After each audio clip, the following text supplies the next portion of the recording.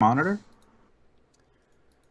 Yes. So oh, I have a couple of other monitors around here, but they're all haunted in some way where it's like half the screen flickers every once in a while, or the uh, the display port doesn't really work that much, and if you connect it with HDMI, then the resolution gets all weird in a way that Windows doesn't like. And it's just like, yeah.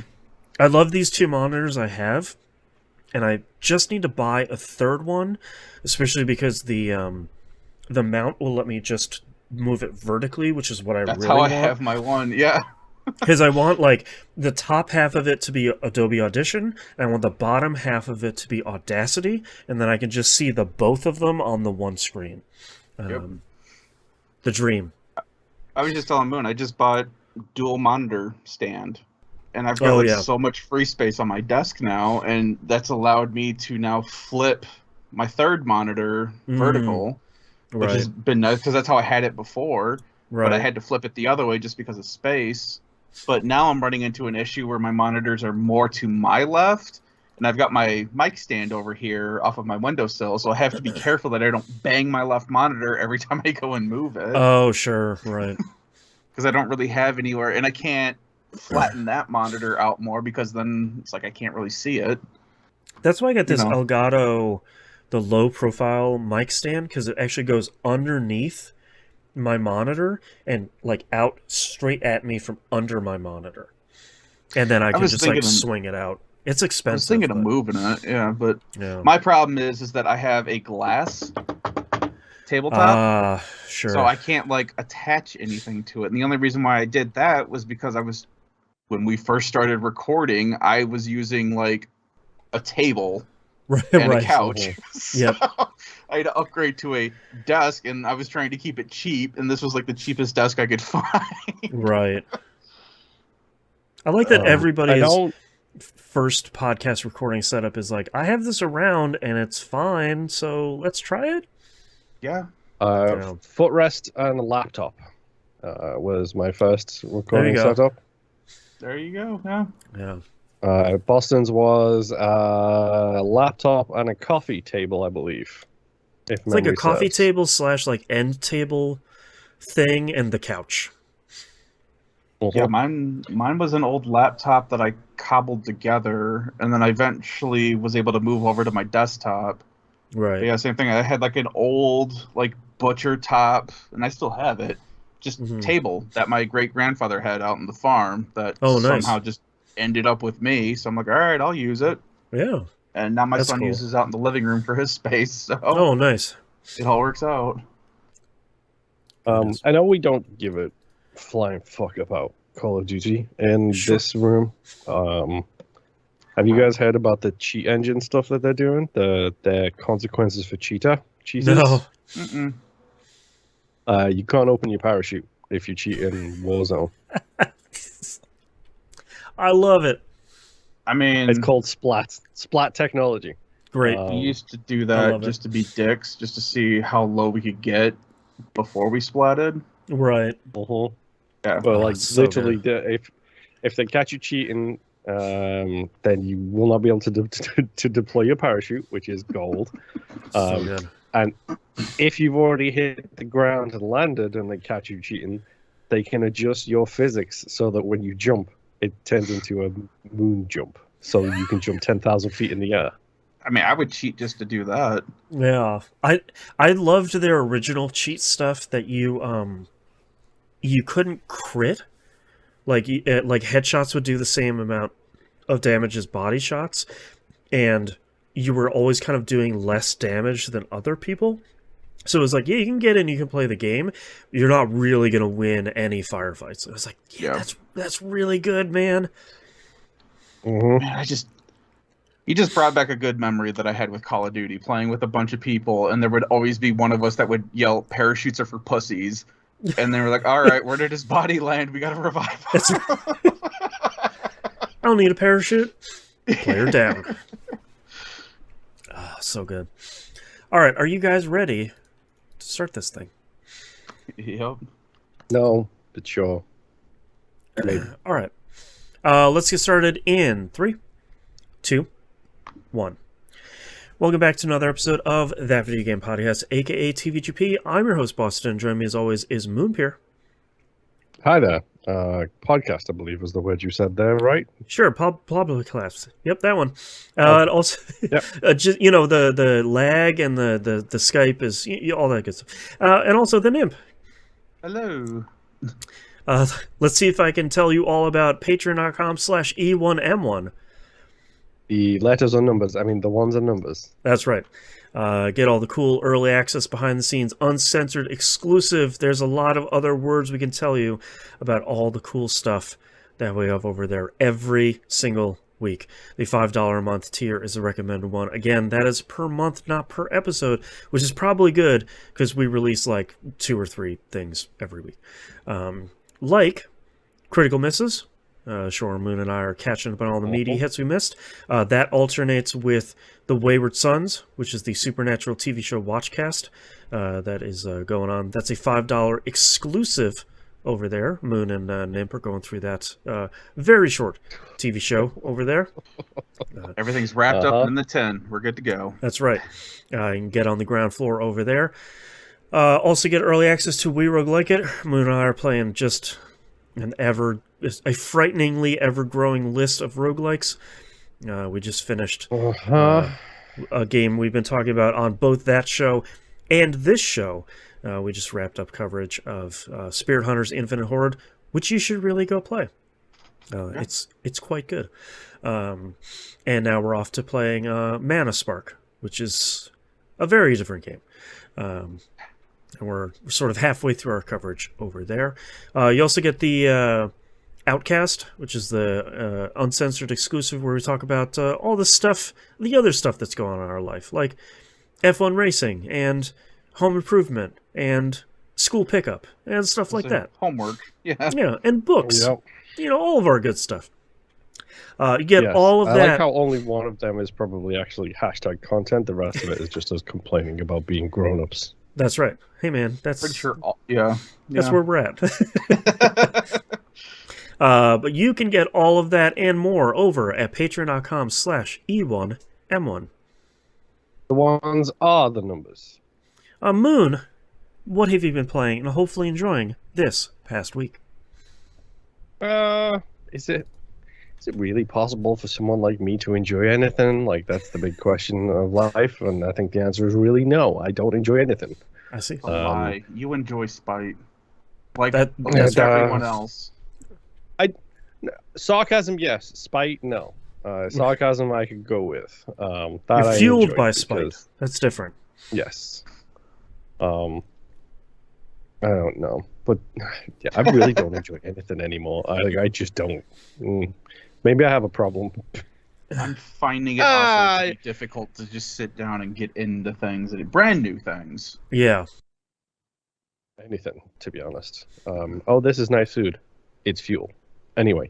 Right. Forza Horizon 5 Boston. Might as well pull it up, get the video rolling, because, hey, guess what? Forza Horizon 5 is still an absolutely incredible game. Yeah. So if you didn't catch me talking about this, not last week, the week before, there's a bunch of achievements in the game for series completions. Yes. And a series is a set of 4 full seasons, which is 4 weeks, essentially. Since everything is always on games as a service BS these days, we'll say. Yep. So Forza Horizon 5 just hit a brand new series. A series of seasons, yes. Yes. It started its series of seasons again. What is this, a Zelda game? That's right. But it starts with summer, which is interesting. And this series is the American Automotive series. Oh, boy. So all right. All 4 seasons are about American cars, great. which is hilarious. One of my rewards was the Hummer, the H1. Oh, great. What a fun punishment. Great. Uh-huh. The H1 is better than the garbage H2 and H3 series. But it ain't nowhere I'm just near as saying. good as H2O, you know what I'm saying? Glug, glug, glug, glug, glug. He says as he drinks soda instead of water. The great cap on top I know of how that was... water near me. Good times. But no, so it started on the Thursday just gone, and part of the thing I'm looking to do is to get the series-based achievements, which is complete every event across the series. So it's like, cool, brand new one just started, I'm just going to do all of it. And basically it's all of that stuff in the menus where it's like, oh, do this championship, and this danger sign, and this X, and this Y.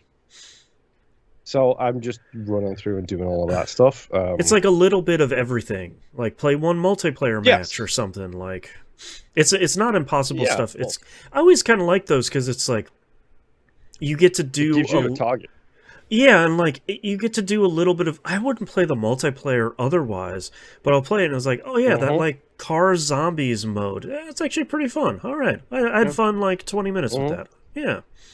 One of the events was as a team, be a team of unbeatable drivatars. That's fun.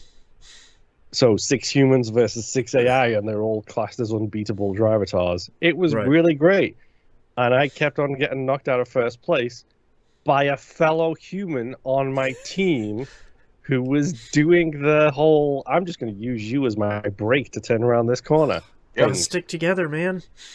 To his teammate. Right. We're winning. Let us win. Either way. So I got like 11 new cars already because I've completed all of the stuff except for the dailies, which is fine. So I got like 11 new cars. I got a bunch of more money. I need to save up like 7,000 credits anyway because, you know, apparently I need to buy that last house. Oh, right. But it's Forza Horizon. It's fun. It's stupid. And if you would like to play the Eliminator with me, let me know, because I'm probably never going to get that achievement. But I would like to keep trying until I'm done with this series. And then once I'm done with this series, I will probably uninstall the game. Yeah. Yes, that audible delay is my brain doing the clock ticks to make sure I say the correct thing. Series. Yes. Yeah. Not season, series. Right. So good. Well, it's fun. It's stupid. It's enjoyable. I'm enjoying it. It's on Game Pass. And it's on Game Pass. And it's summer right now in the game, which is great because it makes me feel better about my miserable life. But also, it's cactus season. So if you still need that running 500 cactus over, this is the week to do it. Right. Get that Smacktus.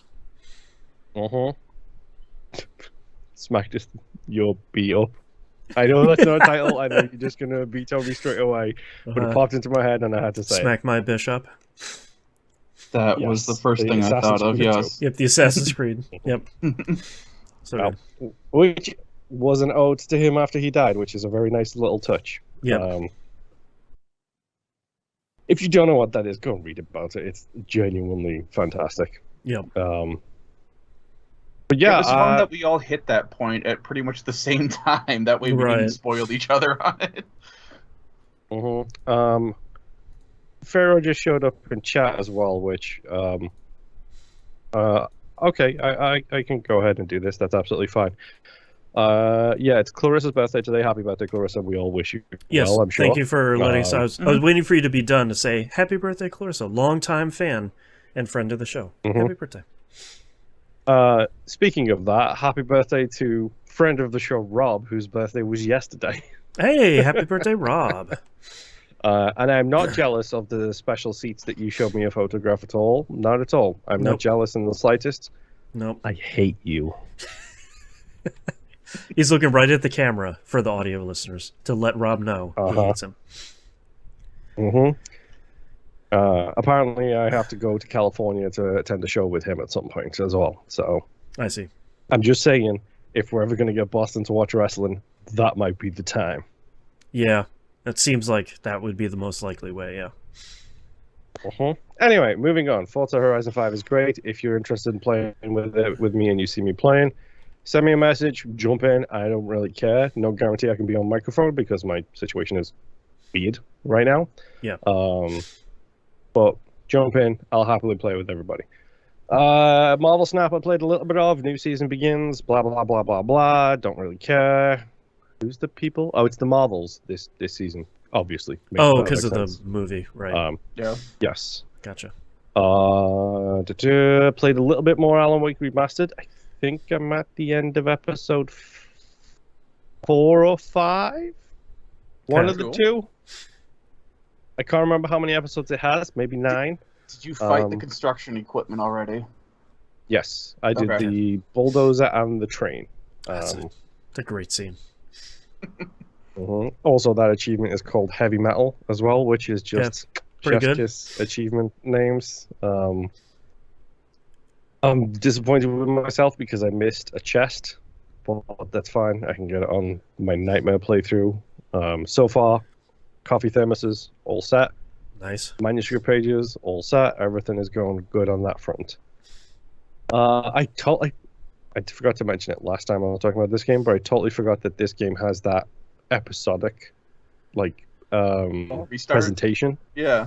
Yeah.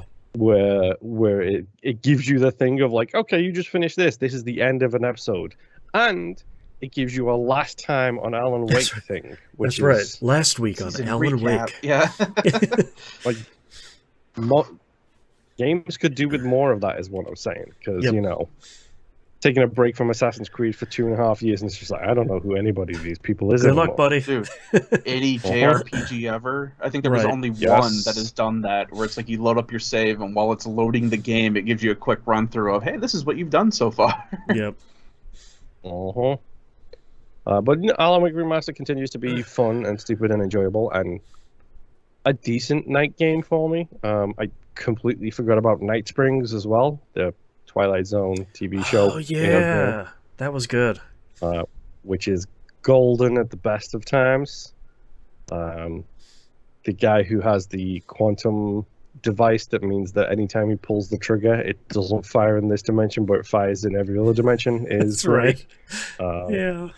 Excuse me, should this be plugged in? I love Remedy. Also, Night Springs. Light Falls, Night Springs. It's like a really good counterpart. Yeah. To each other, which I really like. Bright Falls, not Light Falls. Bright Falls. I just hit the point where I know in the next episode I'm about to be in the hotel overlook thing with the therapist doctor. So. Oh, okay. Very excited about that because that's Poets of the Fall sitting right there next to me. So I'm like, let's have some fun with Poets of the Fall. Plus, you get a lot of Barry about to get great. Yes, you do. That's true. Barry's great. Is Barry in the second Alan Wake game? I don't know. Don't ask that question. I don't want to know. I do want to know. He better be.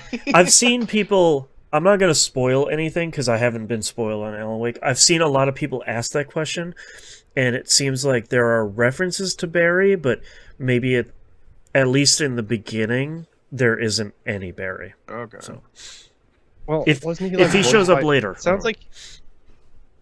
sounds like he was voiced by Paul Giamatti as well, though, so it wouldn't surprise me if they couldn't get him back for the second one, I want to see who voiced...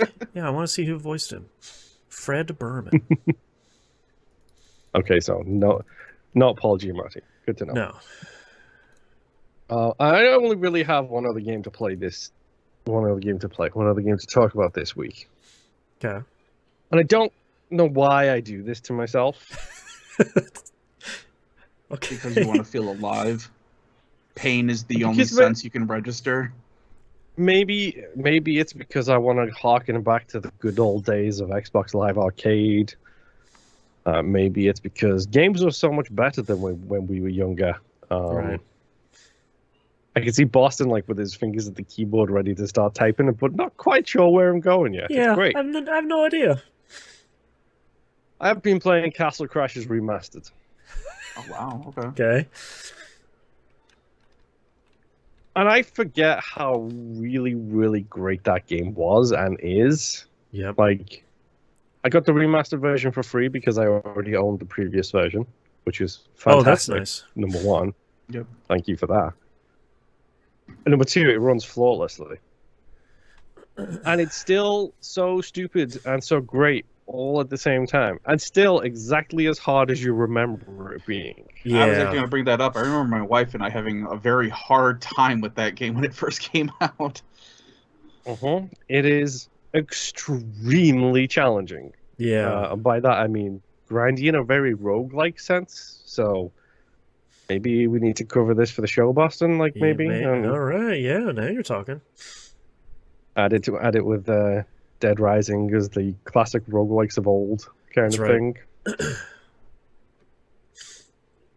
But like, I forgot how good it looks. I forgot how crisp it is. How dumb yet funny the humor is. The scene when you go in the forest and all of the animals start hearing the footsteps and pooping everywhere. That's right.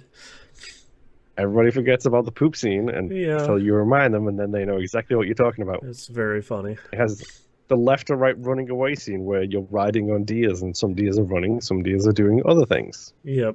You know. I was playing it 3-player, and it's stupid how much fun this game still is. Like, with multiple people all running around, nobody knows what's going on. The combat is ridiculously difficult. The music is still great. Like, I forgot how genuinely fantastic the music was in that game. I just need gold so I can, start unlocking some of the additional pets and weapons and stuff that are in the stores. I don't know. It was one of those things where I was challenged to show a quote-unquote weird game. So I opened up my games and apps library on my Xbox. That's right. Sort by weirdness. I have it sorted by size. So if I start at the top, that's the biggest games. Right. None of that is going to be weird because Deadly Premonition isn't 70 gigs. Deadly Premonition is going to be 25 megs. Yeah, it's like 200 megs. Yeah. So, also, I've never played Deadly Premonition, I don't think. But I knew I wasn't going to get weird at the top. So I was like, okay, rather than invert the list, I'm just going to scroll to the bottom. Right. And then we can start from the bottom and go upwards. I was like, okay, well, Volgar the Viking it's an interesting game. Boston, is that a roguelike? No, I think that's like a classic kind of tough as nails platformer. Like almost an arcade thing where it's like, you're going to make it into a level and I'm going to start eating all your quarters. I also like the fact that the video you have on the screen, the people do not understand that you need to fight for the kiss. Oh, right. I forgot about that. Which is hilarious to me. They figured it out. But I scrolled to the bottom and I was like, okay, this doesn't count, this doesn't count. I'm not interested in playing whatever stupid hedgehog game I have here, or this stupid butterfly game I have here. What's next? What's next? What's next?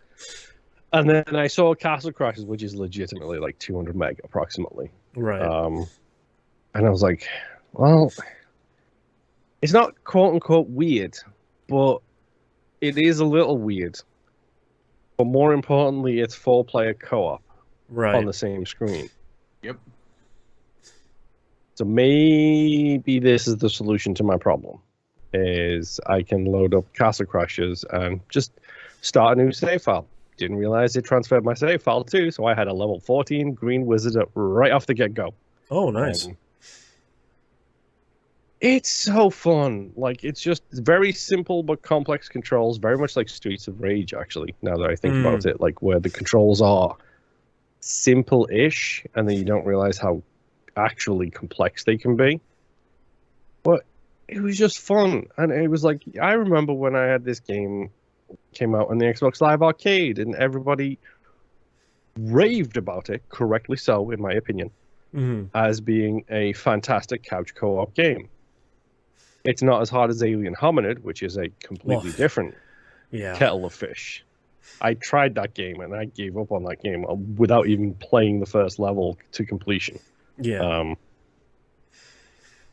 But Castle Crashers is fun, and I enjoyed my time with it. And trying to remember the mechanics, where it's like, okay, what do I need to use the potion? Does the potion is it use itself? What about the shovel? Where's the shovel? What about X, Y, and Z? And it's just like, oh, okay, I guess.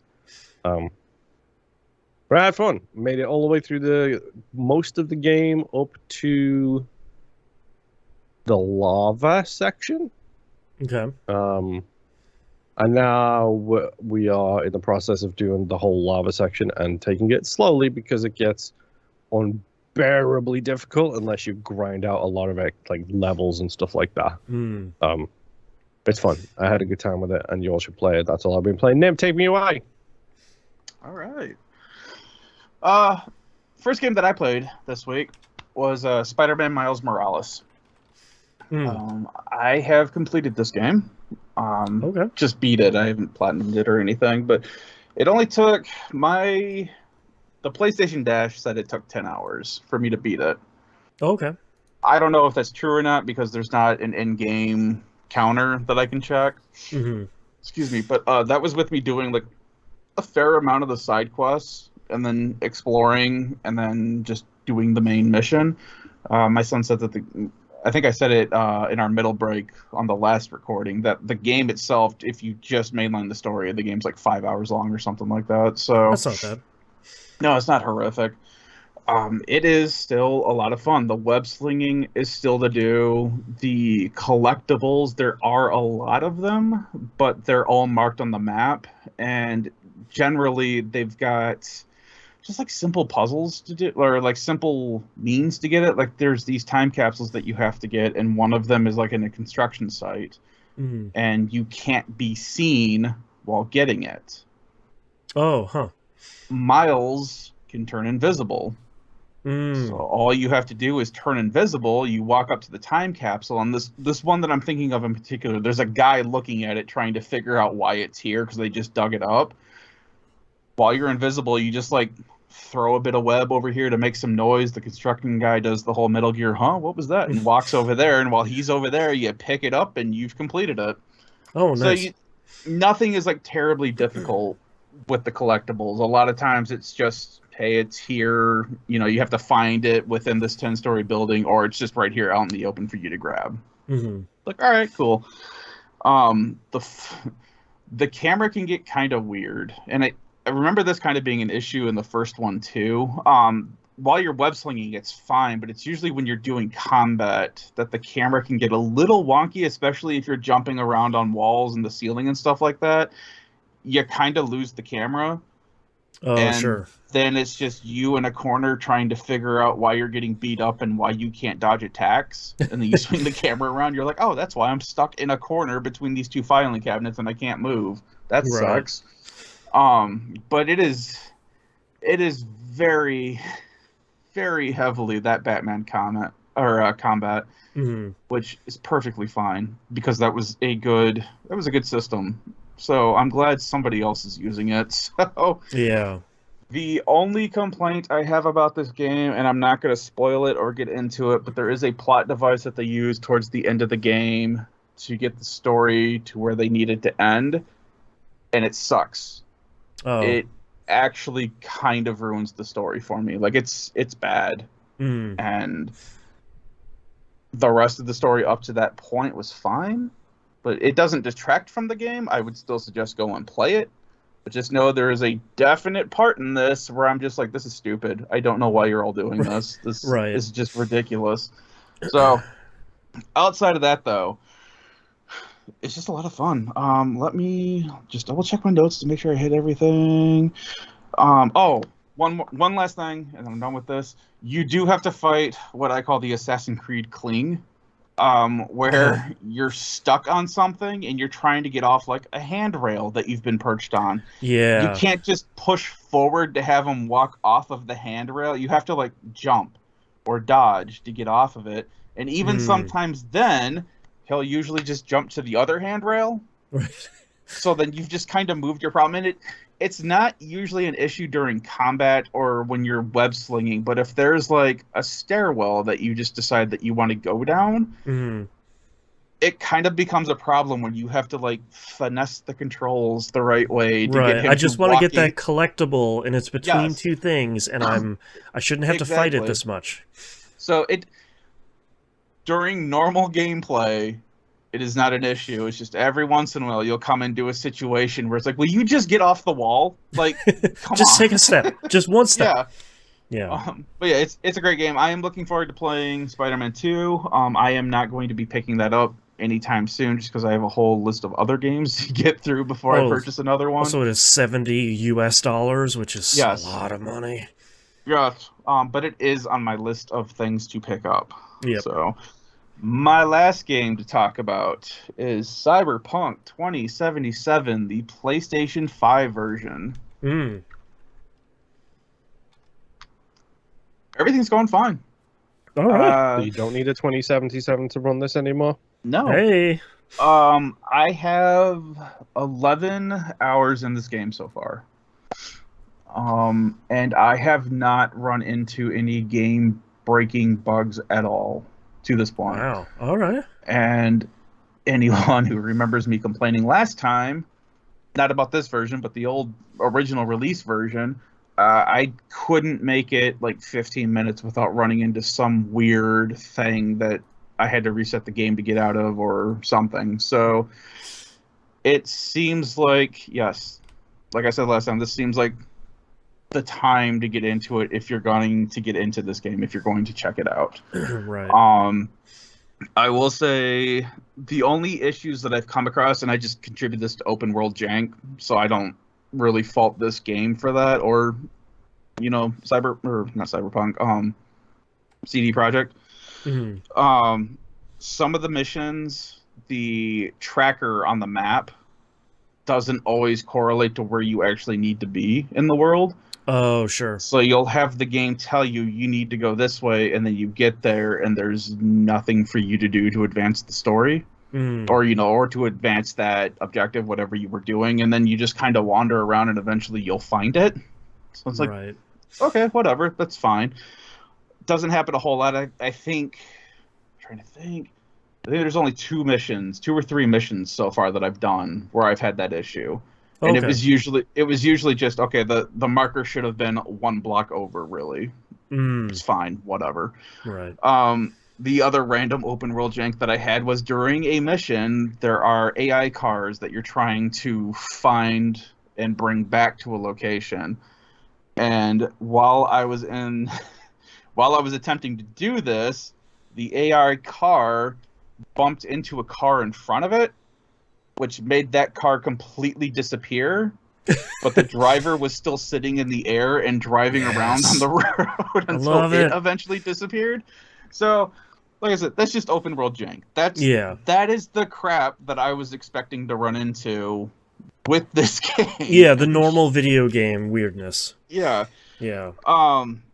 Camera still sucks for driving. They didn't fix that at all. That was a problem in the first game too, where it doesn't follow the back of your vehicle. You're constantly having to move it, which can get you into weird situations where if you're trying to take a tight turn and you don't whip the camera around fast enough, your car is all of a sudden driving either on the sidewalk or into another vehicle, which they have now added stupid star rating from GTA, from my understanding. Because I remember the cops would come after you if you did something major.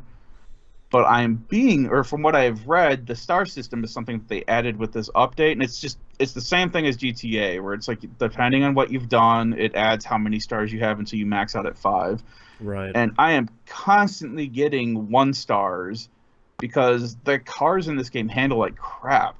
So you're constantly running into things or people, no matter how you're trying to be soft on the gas and all that stuff. Doesn't matter. You just lose control, and then you have a wanted level. There have been so many times I've had to run away from cops because of my stupid wanted level. I was hiding behind a dumpster in the last time I had a wanted level because I was just trying to get it to go away so I can keep doing the mission. Right.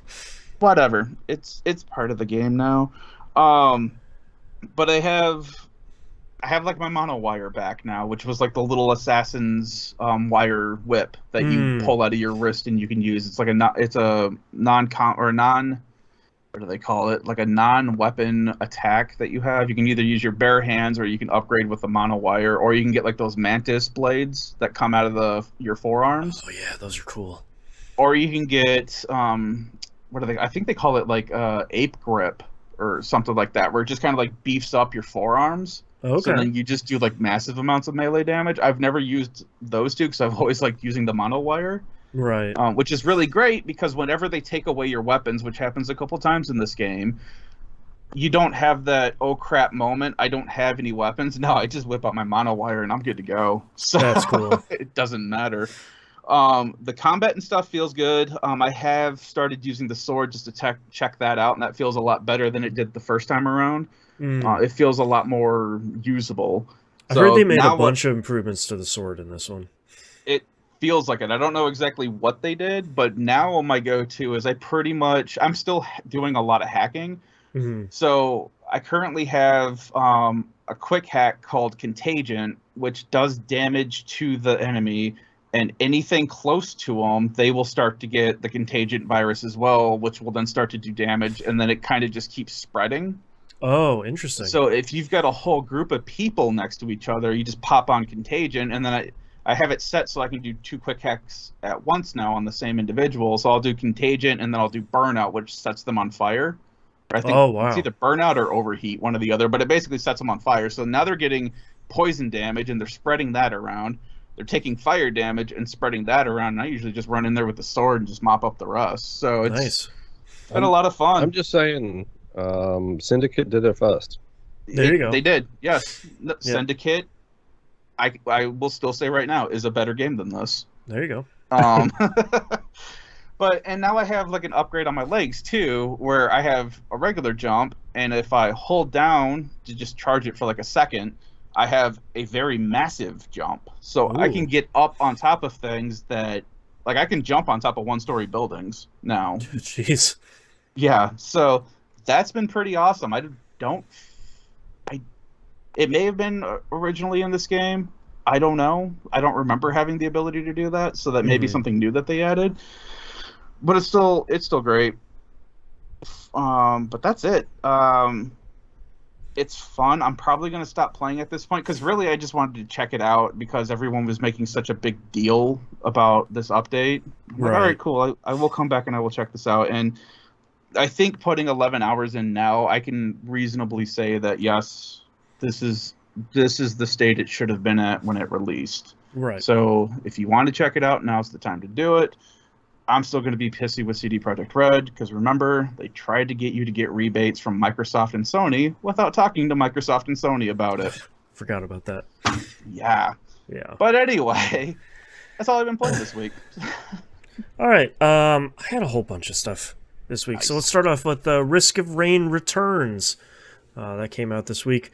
I didn't realize that it had on Steam, it has a launch discount, even if you don't own the original. So it was only like $12.50. So I said, sure, I should probably pick that up because I really loved. I treat myself. Well, and I also really loved the original. It's like I if it's largely the original, and just kind of improved, as they said, then let me give that a shot.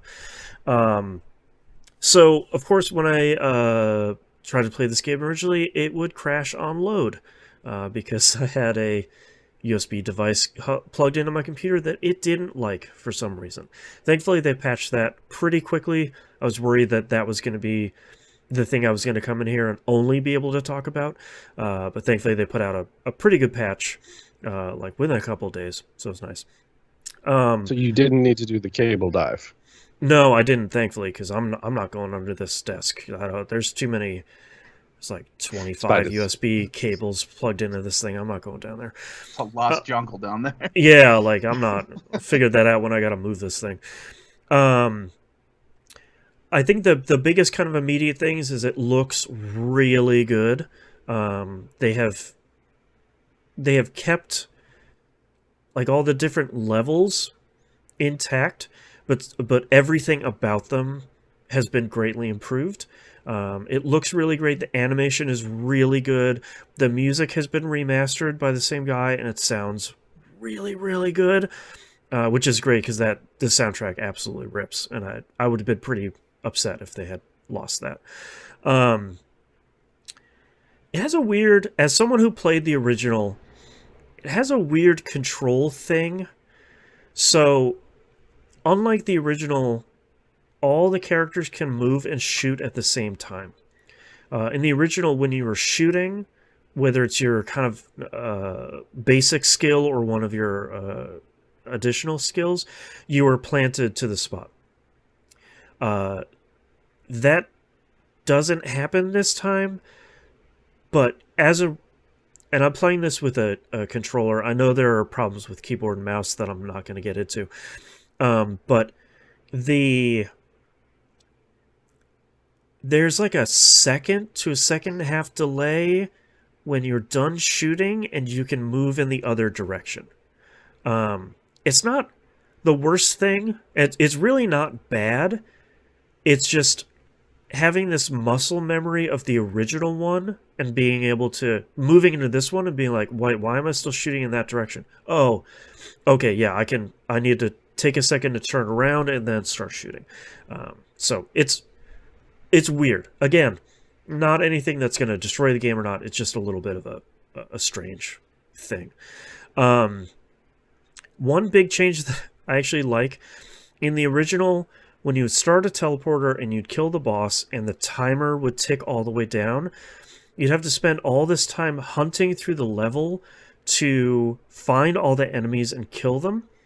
You don't need to do that anymore. It's just like Risk of Rain 2, where if you defeat the boss and you last through the timer, you can kill the enemies if you want to get their money and experience. But if you don't want to, you can just get in the teleporter and leave, which is a huge, huge change.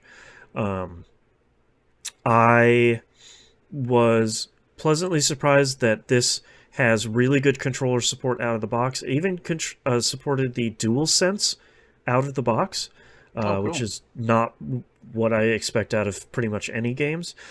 And they have carried over some weapons from Risk of Rain 2 into this, but I don't think I've seen them yet, so I'm not entirely sure which ones those are.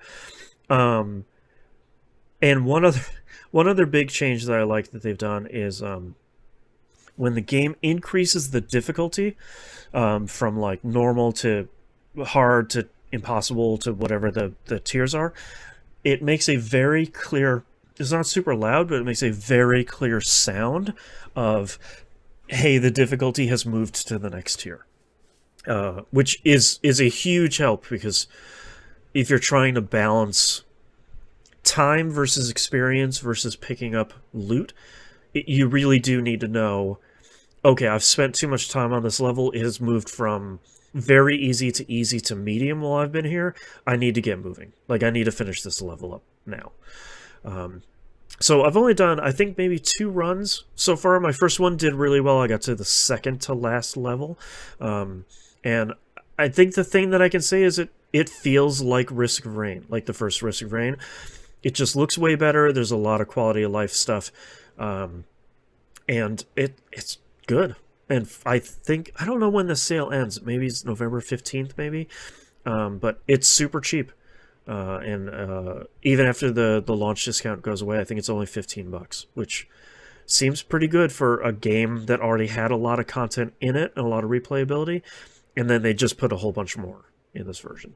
So I'm hoping to spend more time with it over the next couple of weeks here, because I'm enjoying it quite a bit.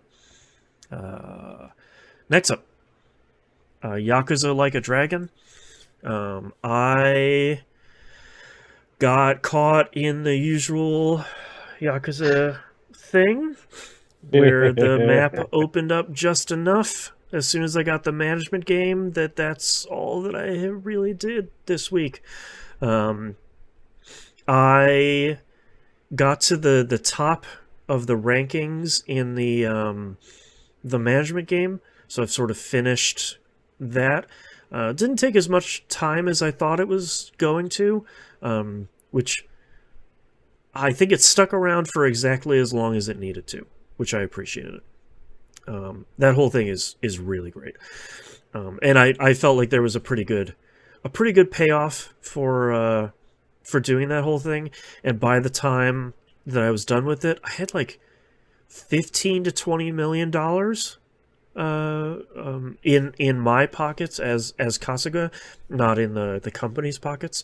So it was well worth playing that when it unlocked, because I got a whole ton of money that I could use to improve the crafting shop, and then at the same time craft a whole bunch of stuff that's really strong. So I'm kind of coming out of that into the normal game way stronger for having spent that time, which I feel like is kind of the way you want it to go. Like, I don't want to be like, oh, I spent all that time in there and I got nothing out of it. But I also did get a like new super ultimate huge attack for Kasuga, but I don't have enough MP to use it. I need to level up way more. I think it's like 160 MP to use it, and I have like 110, so I have quite a ways to go before I do that. So that was fun. I liked that a whole lot, and so there's a system in the game called Part-Time Hero, and it is essentially, if you guys played Yakuza 0, it's essentially the like completion list in the game. Okay. But they have it kind of couched in, because Kasuga, the main character, wants to be the hero from Dragon Quest, that all of his stuff is like, I'm going to help out around town. I'm going to be a hero. I'm going to be this, that, and the other thing. So Part-Time Hero is him doing tasks around the town to help out the townspeople so he can be a better hero. So there are things for mini games and stuff like that, but the thing that really caught me was there are missions to do, and these are different from the sub-stories. And one of the missions was like, oh, gather these 2 Super Monkey Ball plushes from the Sega arcade at the UFO catcher. And I was just like, maybe I could do one of them? And then that started a real problem of, well, why don't I just get all of them in all of these, because I'll probably need them for a mission eventually. I have one, but it needs a friend. That's right. And why don't I just get all 4 that are in here, because maybe the second step of the mission will need the other 2. You could sort of see how this would go. These are only the Series 1 plushies. That's right. You got to get all the limited ones.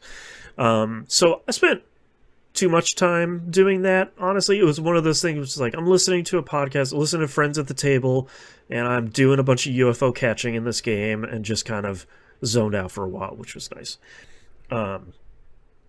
So what I did the other day is I was getting a little bit too deep into that. I was like, no, I need to actually get back to the game part of this. So I finished chapter 5, which I was like 5 minutes away from, and I'm on to chapter 6 now, which starts with a dungeon, which is one of my favorite parts of the Yakuza games. It's just, all right, you're in this building, and there's a whole bunch of dudes in here. You're just going to have to knock them all down to get to a boss. A bunch of people are going to rip their shirts off and show their tattoos and stuff like that, and it's going to be super cool. So I'm glad I kind of forced myself to get back into the actual game, because I am really enjoying the story and I'm really enjoying the gameplay. I just need to pace out the UFO catching maybe a little bit. As I think I caught myself when I was just like, yeah, maybe I'll play a couple of rounds of Virtua Fighter 5 for one of these challenges. It's like, no, stop it. Get back to the game. Stop it. The amount of time I've like kicked up Yakuza 0, gone to the arcade, cleared out every single thing in that crane machine, and then told the guy to restock it, and then called myself. Yep. And then just been like, oh no. Oh, what am I doing? Yeah. So Yakuza Like His Dragon is really great. I'm trying to... There's so many other Yakuza games out that I would like to play, and there's even the Like a Dragon Gaiden game that just came out. There's a whole another Like a Dragon game coming out in, I think, February. Yeah. So I'm sort of at the point where it's like, if I would ever like to ever play any of these other ones, maybe I should just kind of not focus on doing 100% on this game, because then I'll have to learn Mahjong, and then that's going to open up a whole nother problem in my life. Mahjong that's where I have the line. Yeah. Yeah. There's I can't do that, man. There's like Go and Shogi and a bunch of other stuff in this game, and I was like, I can't. I would probably love all of that. I cannot do that to myself. But maybe I'll do that in Yakuza Kiwami too. You never know. Yeah, you never know. All right, next up here is Super Mario Brothers Wonder. I finished World 2 and 3. To be clear, not completely. So I've not finished those levels all the way, or those worlds all the way. Uh-huh. Because there's lots of hidden stuff. Yeah, so I'm when I started World 4, when you finish World 3, the game is like, all right, we just got to get the royal seeds to defeat the, what are those, like cloudy, the piranha plants that are around the Bowser castle, the chompy ones that are going around. We just got to get a whole bunch of them. You know what to do now. It's like, I do, actually. Appreciate it. And they're like, here are 3 additional areas you can go to now. We've opened up 3 more of them. Do whatever you want. It's like, yes, great. Thank you so much. Because, boy, that 3rd zone sure had too much talking in it for a Mario game.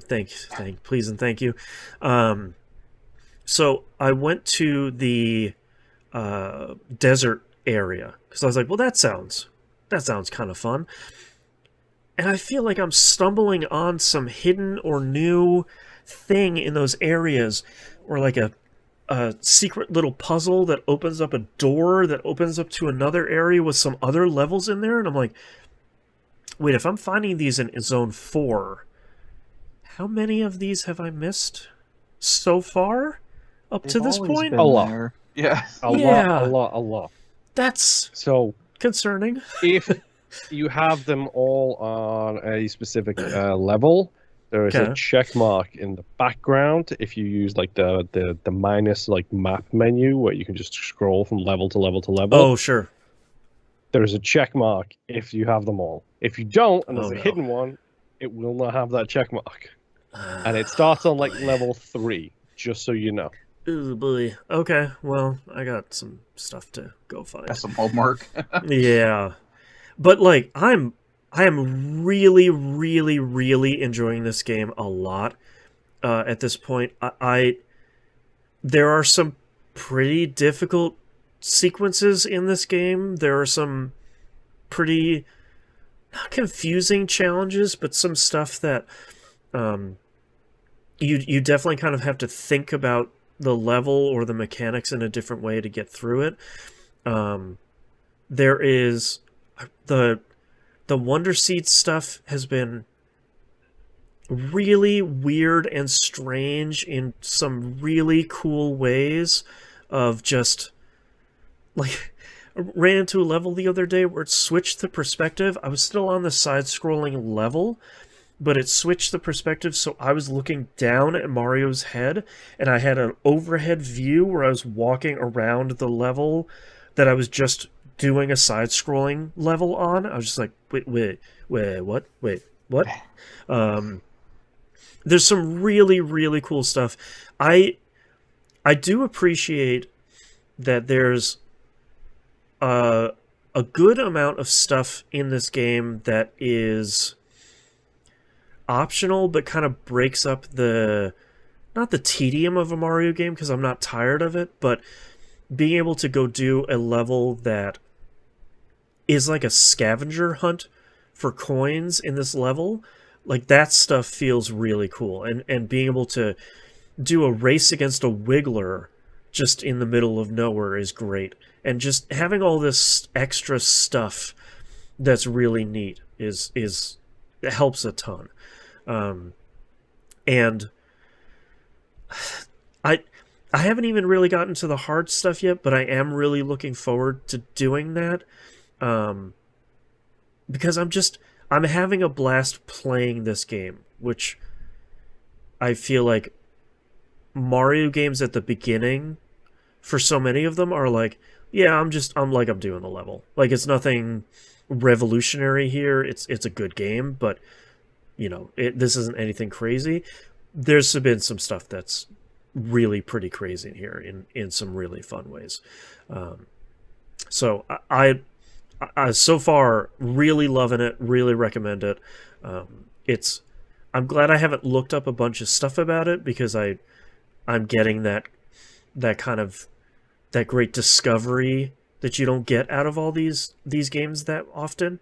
And it's really good. I like there's sometimes in that game where when you are in the middle of a trippy fruit experience, we'll say, yes, and like they knock the flag down, and you're like, wait, what? What do I do now? Yeah. And there was one level all the way at the end of level 3 or the third zone that I was doing, where I finished the level. It was a minor spoiler. I finished the level, and there was I went down the flagpole and there was nobody there. And the game just said level ...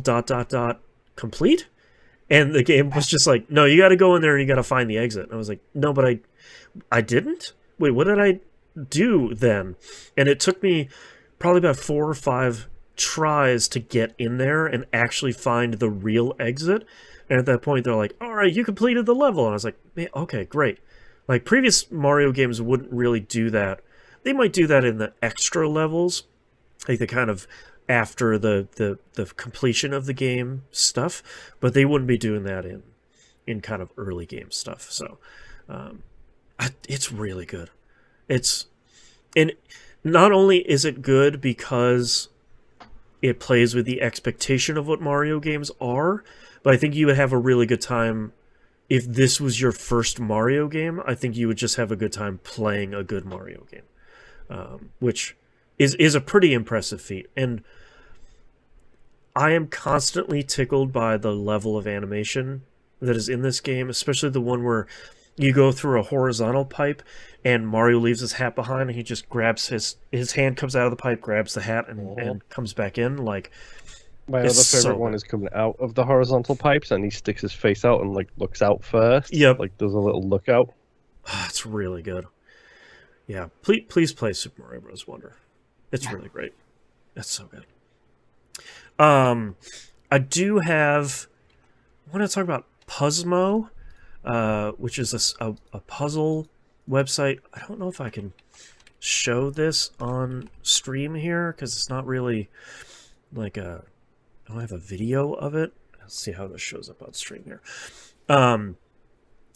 So Zach Gage and his team have made... they were sort of focused on making a website that's kind of like the puzzle section of a newspaper, where it's like, I have this page or 2 pages in front of me. It's going to have a whole bunch of puzzles on it, and you're going to have a selection of puzzles to do every day. And you kind of have this habit where you're stretching your brain a little bit to do puzzles. He was really frustrated with, it was New York Times that bought Wordle. Yeah, Wordle. And then they had all of these puzzles that they own, and they had this page where you could go do all the puzzles that they owned, but they were just links to all these other places to go do the puzzles. Like, they weren't all in this one central place. So they went and they made that, and it has been difficult to get keys to get in here because it's in a closed beta right now. You can get... They have like 500 or so available every day, but you have to solve a puzzle to get a key to solve a puzzle to get into the website. And I wasn't able to do that fast enough. Thankfully, I was able to get one. They did an AMA on Reddit, and they released a bunch of puzzles in there where if you solve the puzzle, you went to another website to put in your address for them to send you a postcard for then you to solve a puzzle on the postcard to then get into the website, which was a blast. I really, really enjoyed doing that whole thing. They have given me a couple of keys here and there to give to people that you don't have to go through that whole process. Like you have to solve a puzzle in a PDF and then you get into the website, which has been pretty fun. But I've been enjoying this a whole lot. They have Spell Tower, which was kind of Zach Gage's first big game, where you have this big grid of letters and you're kind of drawing a line to spell words, and it's kind of destroying letters around it. You have a pretty standard crossword. I like the ethos behind what they're doing with their crossword, which is you shouldn't have to go look somewhere else for the answers. Like it shouldn't be so hard that you have to like crack open some encyclopedia or go use a solver webpage or go look up this thing. It doesn't really punish you for using hints, or if you just want them to give you the answer because you have no idea. You hit the hint button and it'll say like, oh, here's the normal clue. Here's an additional hint that might give you a little bit more information about it. And if you just want us to show you the answer, we just put the answer in there. So that's been pretty fun. Type shift is a puzzle where you're sort of dragging columns of letters up and down to spell a word horizontally. So that's been a lot of fun of just trying to figure out like what are the 6-letter words in this thing. Flip art is one of my favorites, where you're rotating essentially like kind of tetramino pieces to fit them inside the borders of this thing. And then really bad chess is the last one they have right now, which I don't know how to play chess. And I feel like this is the thing that will finally make me learn how to play chess, because it's essentially a daily chess puzzle where all of the pieces are randomized. You're going to have a king, of course, but every other piece is randomized. And then you have to figure out how to solve that chess puzzle. So far it's been really cool, and I have been looking to... I was talking to a friend of the show, Mackie, the other day. I've been looking for a daily routine thing that wasn't like Marvel Snap or one of these kind of like daily games, because I wanted that kind of habit of getting a game to play every day, but I wanted something that was going to stretch my brain a little bit, like work on the plasticity, as opposed to do my dailies and do you want a 2023 brain training. Like yeah, essentially. Yeah. DS game. Yeah, and there wasn't really anything out there that I was really enjoying, because like I would play Not Words, but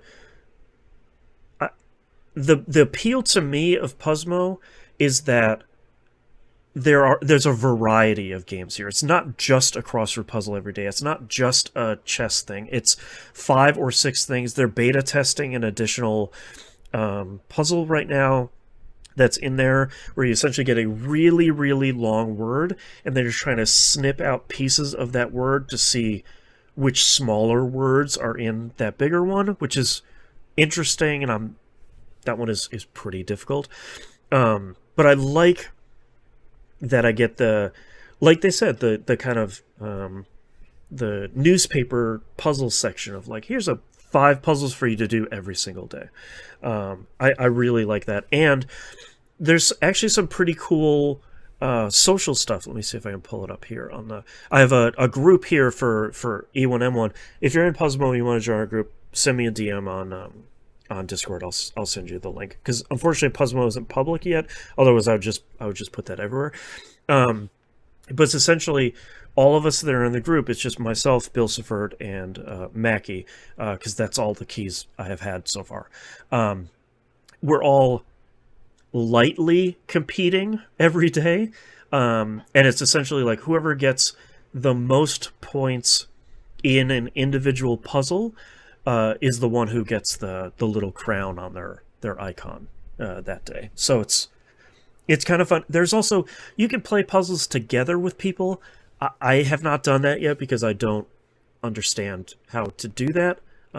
So that's not something I've investigated yet. But so far, Puzzmo is really cool. I'm really happy that I was able to get a key. As I get more keys, I'm going to continue to share them, probably in the TVGP Discord. So if you want to invite to Puzzmo, please jump over there, and I'll, like Blue Sky invite codes, I'm just going to start dumping them on people. And just be like, hey, welcome to Puzzmo. Here you go. Here's the link. Solve this puzzle. Let's get in there. So Puzzmo, so far, really cool. I like it. Next game here, 2 more games. Metal Gear Solid Master Collection Volume 1. Well, don't talk about this. I don't need another game to buy. Go away. Stop it. It was on sale.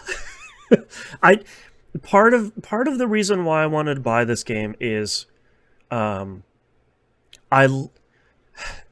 isn't going to win me any friends. I like that they didn't change much in any of these games. I like that MGS1 is like a 480i 30 frames per second PS1 game. I know that is... so many people online are, I can't believe it's not 4K 120. Shut up. No one. I want them to preserve MGS1. Like, if you want that to be higher, just go emulate it, and then, turn that up into whatever crazy resolution it shouldn't have been in the first place.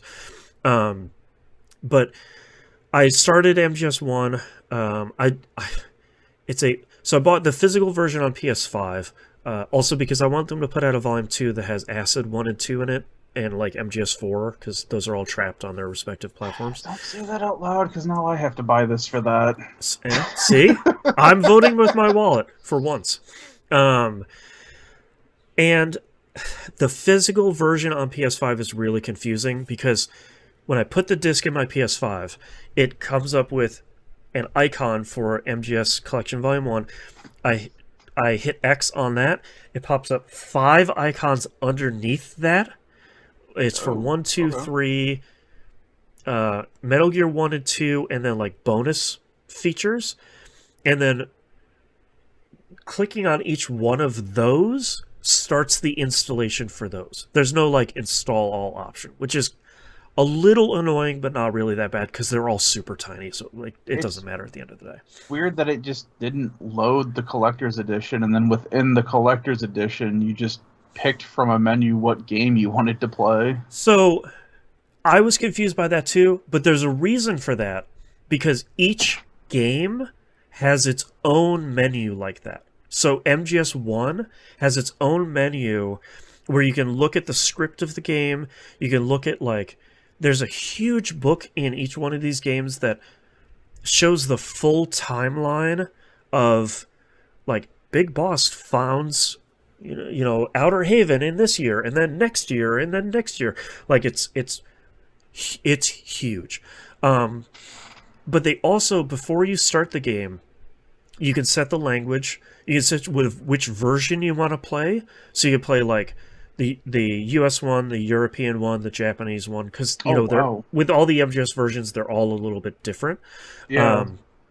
For one of the coolest parts, for MGS1, you can set up your memory card before you start the game, so Psycho Mantis can speak. I was gonna wonder how they did that. Yeah. So you go in there, and it has 2 virtual memory cards, and then you go in there and you pick a slot, and they give you like 15 or 20 Konami PS1 games.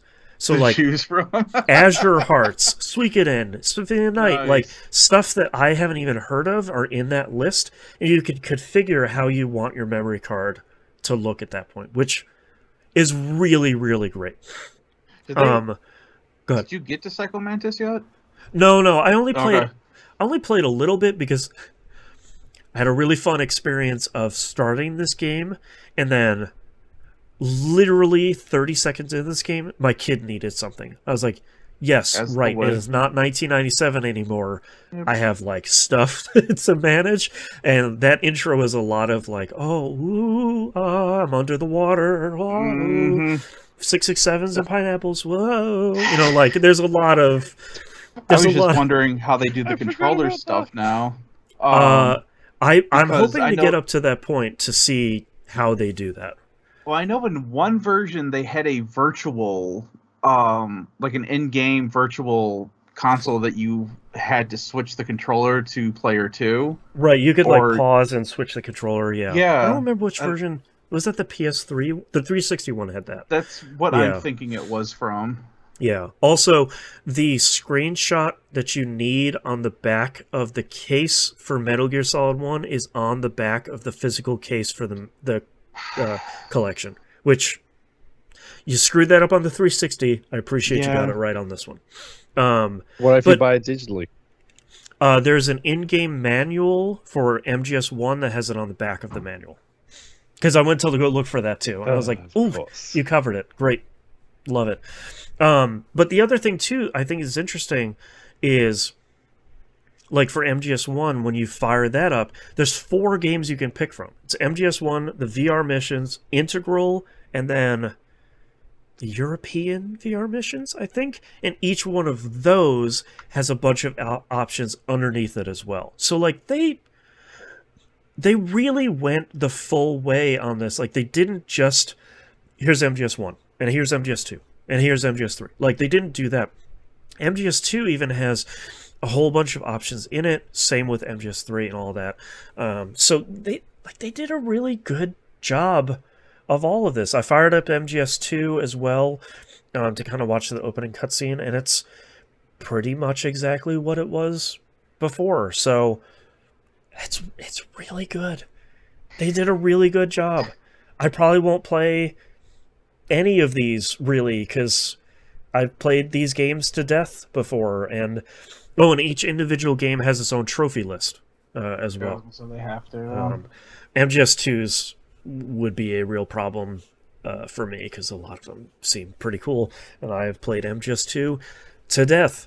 So a lot of those, like, I know how to do that. I know how to take a picture of the Marine that isn't wearing pants in the Metal Gear Ray ceremony at the beginning. I was like, I know where that dude is. No big deal. That's the first Solid game. That was my game where it's like I did everything. I went and did all the ghost pictures and all that stuff. I had to buy another PlayStation 1 memory card so I could get all of the ghost pictures. You store all the good stuff. Yeah. So I'm really impressed. There was a lot of complaining about this game before it came out, and a lot of it from people that nothing is going to be good enough, really. Like, even the MGS3 remake they're doing is probably not going to be good enough in some way, but these are games that are scattered on so many different platforms across so many different years, and so many people that want to play these games now that are maybe our age when these games came out on the PS1. There wasn't really a good way. Same with the Final Fantasy Pixel remasters. Like now there's this entire saga all in one place that you can just buy on one disc, or you can buy a bundle on your platform. A little bit different from Pixel Remaster, unfortunately, because Square is dumb. But like you have this one specific place you can say, all right, I want to play MGS 1, 2, and 3. Here's the disc. Like here's one download with all of them in there, and it's all good. So I really appreciate that they did that, and I'm really glad that they didn't really mess with any of them, as far as I can tell. I think that's a really smart move for preserving these games. I think that's really important. In the video that you have up, they were showing the person having an issue looking at the display for the elevator, because I have done that so many times. That is everybody's experience in these games. It's always the same thing where it's like that guard comes walking up in between those tanks. You're like, come on. Just hit the button. Come on. Yeah. So really enjoying this so far. This is one of those ones that I'll probably put in the collection if I want to play MGS 1 or 2 or whatever, or 3. I can pull this out and play that. But hopefully they'll come out with a volume 2, just so MGS 4 can get off of the PS3, which is literally the only place you can play it. It would be nice if people could play the entire saga in one place. I'm also very curious to see what they would. Yes, I haven't played. Yeah. Well, and also the thing about MGS4 is I would really like to see how they would recreate the installation experience, the one with smoke, Snake Smoking in just the smoking commercials. there. Like Giant Bomb, when they did it for Metal Gear Scanlan, did the great thing of just Drew eating an entire package of red vines for an hour. That was really good. If they just want to license that, that would be really great. But like, it makes me feel better that they have taken the care on this one to kind of recreate that experience, like the entire experience around the game or the different versions. So maybe that means that they'll treat MGS4 in a way that it kind of deserves to be treated as a piece of history. You know who devved it, right?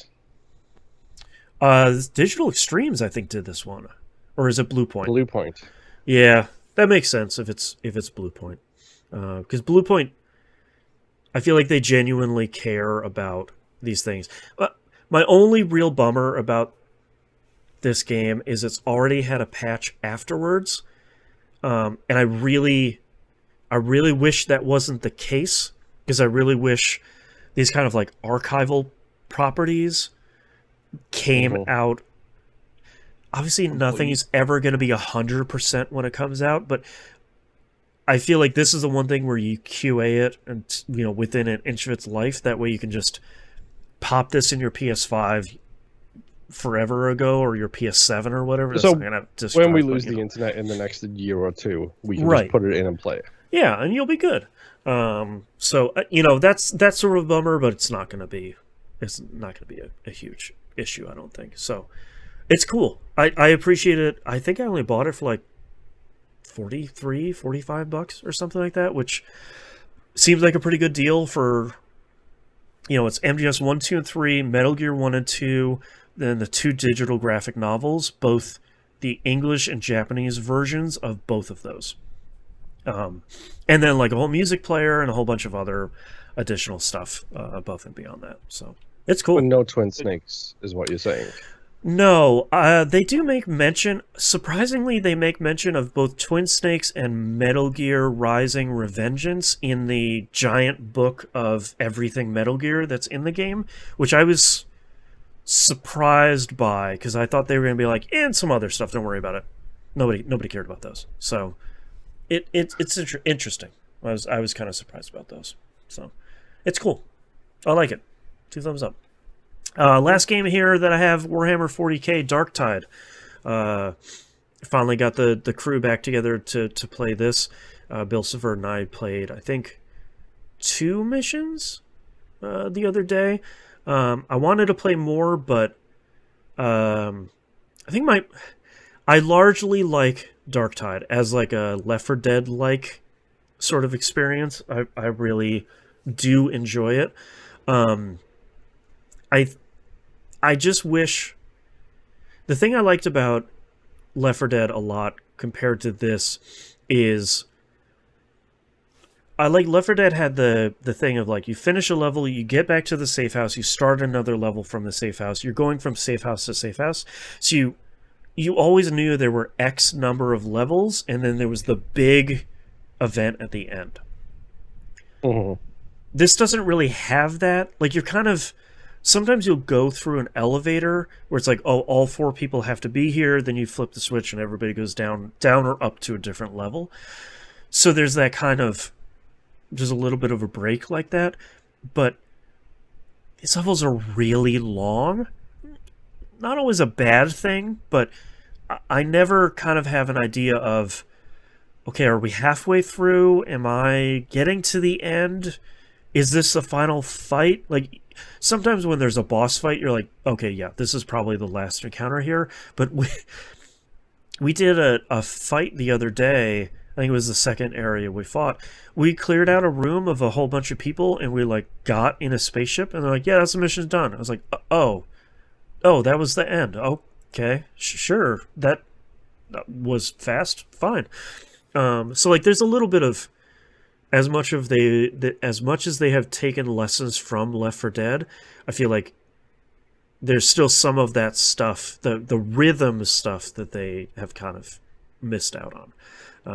But I'm having fun with it. I have been surprised now that we've successfully cleared 2 missions and you get a bunch of the in-game currency, you can buy new weapons, you can buy new melee weapons. I've been impressed at how much of a difference that really did make. I moved from a sword that did 60 or 80 damage to an axe that does 140 damage, and that's actually a fairly big improvement when I'm doing the hack and slash business in the game. So I've been pretty surprised that has been as impactful as it has been. I thought it would just be like, oh, it's an axe. You swing it slower and it maybe does a little bit more damage, but whatever, no big deal. But that, and the new las gun that I got as a reward for completing a mission feels significantly stronger. So yep. I like this game. I wonder how much of my enjoyment on this game is because I'm playing it with friends and we're just kind of talking about... We spent most of our time talking about the Yakuza games, Bill and I, the other day while we're playing these games.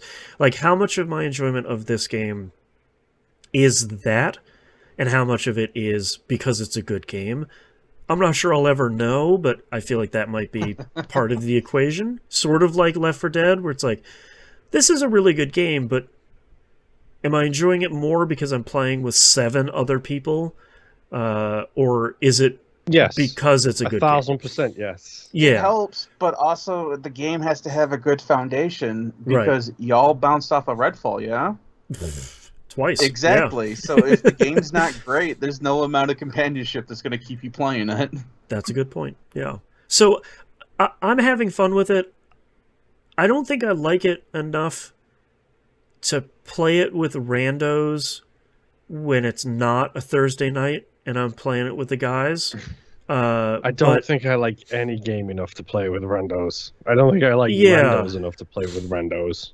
Yeah, and maybe that's the rando's fault, and maybe it's also with how long these levels are, I'm not sure that I could justify sitting down and playing a level that's an hour long by myself. That just, I don't know, but I am enjoying it. I never played Vermintide, but I understand that this is a very similar experience, and I am very curious. I need to start this at some point, to be honest. I've been excited about it for 2 years. I'm very curious if they have a... Vermintide has...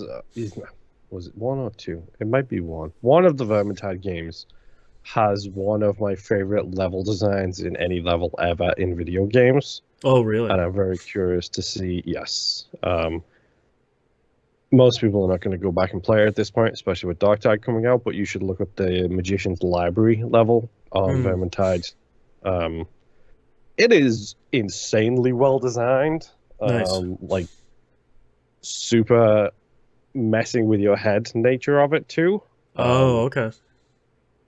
But it's absolutely fantastic, and I'm very curious to see if they have a similar level in here. Yeah, I wonder... So when we play, we just pick quick play. I think in part because we get, I think it's 20% extra XP, 15%, something like that. If you pick quick play, and we also don't know, I don't know one level from the other, so I don't know which one's better. But it seems like there are a couple of levels that are locked off for us right now, and I'm assuming once you get more, there's an in-game term for it, reputation, essentially, with the people that are running the kind of in-game stuff.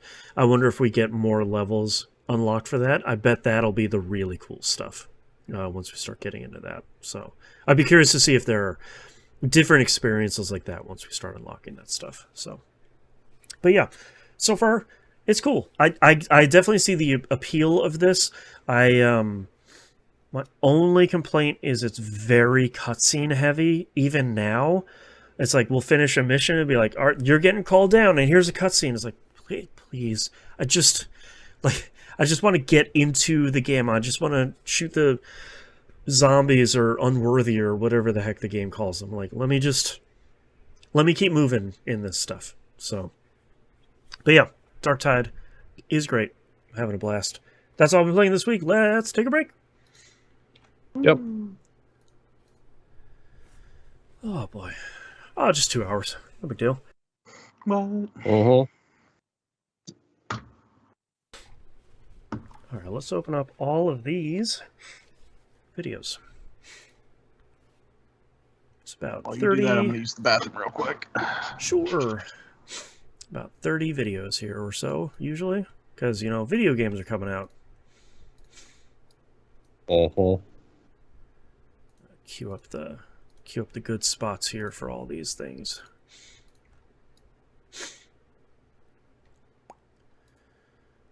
I was just gonna go check for news stories here, and it's like, you know what? No, I'm not even gonna bother. It's gonna be something horrible. It's gonna be some horrible studio closure or whatever. I don't want video game news right now. I don't want real news right now. I just Exactly. I'm good. Full up on news. I want the whole planet to take a breath and just not be angry anymore. That would be nice. Let's rewind back here a little bit. Okay. Got that. Rewind that a little bit. There we go. My kid was very tickled at the design of Wiggler when she saw that in Mario. I was like, you know what? Oh. You're not wrong. Wiggler is really great. I also played it with somebody who's never seen Wiggler, and it was a hilarious laugh that I had. Yep. I forgot that Wiggler is wearing like 10 roller skates. Yeah, the little like flower hat and the 10 roller skates on its feet. It's really good. Oh my God, there's so many games coming out this week. R.I.P. Best part is you don't even cover them all. No, there's like 50 other games that are coming out this week that we're just not covering at all. Nope. Mostly because a lot of them are not worth covering. Okay, are you guys ready for the last part here? Yes, but sure, but maybe no. All right, let's get started in 3, 2, 1. Let's talk releases for the week of November 13th, 2023. Turok 3 Shadow of Oblivion Remastered comes out PS4, PS5, Xbox One, Series Console, Switch, and PC. Why is Turok 3 getting a remaster? Did 1 and 2 already get this treatment? Yeah. But why 3? I thought a remaster was when they did like all the, I don't know. Anyway.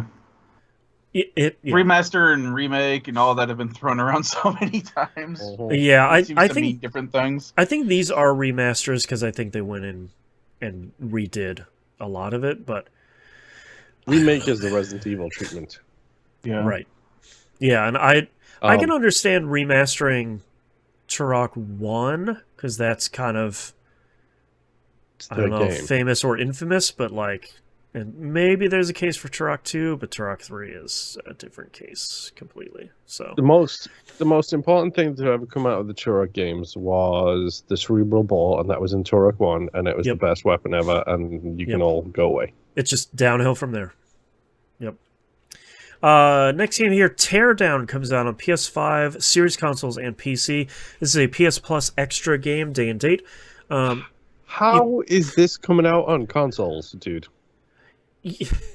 Yeah, I'm curious to see how this is going to work, because it historically was pretty hard on computers. It was a machine destroyer. It destroyed everything. Yeah, if you haven't seen this, it's a voxel-based heist game where basically the first phase of it is you're going through and you're setting up kind of your infiltration and exfiltration path through this entire thing. Like, you know where you're gonna go to do this thing, and you get everything all set up, and then you go kind of do the mission.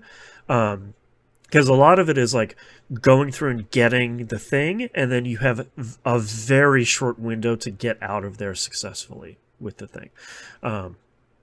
People seem to really love it. It's been on PC for quite a while, and people seem to really love it, and I'm deathly curious to see how this is going to do on consoles. But it's a cool game, and I never played it, but I could maybe be convinced now that's on consoles. So we'll see.